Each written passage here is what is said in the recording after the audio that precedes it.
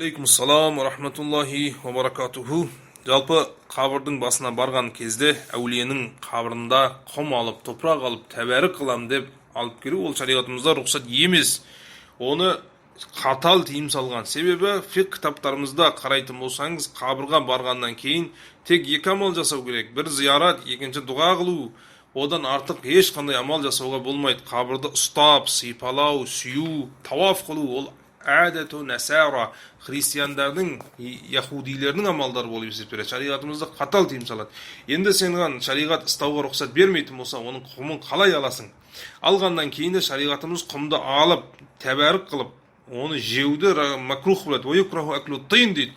Фиқ кітаптарымызда Баззазиеді, Хиндиеді, оны Бахрақты, барлығын кітаптарымызда құмды жеу, топырақты жеуді макрух болады. Себебі аннаху ташаббаха би фирғаун дейді. Ол фирғаунның амалы дейді.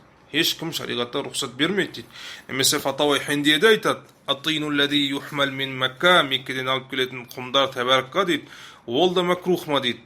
Басқа құмдар сияқты дейді, топырақтар сияқты дейді.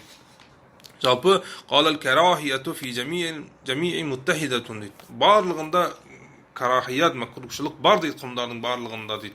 Оны жеу, қолдану, оны тәбәрік қылу шариғатымызда рұқсат емес дейді. Хиндия бабул карахиятта қарасаңыз болады бұл мәселені.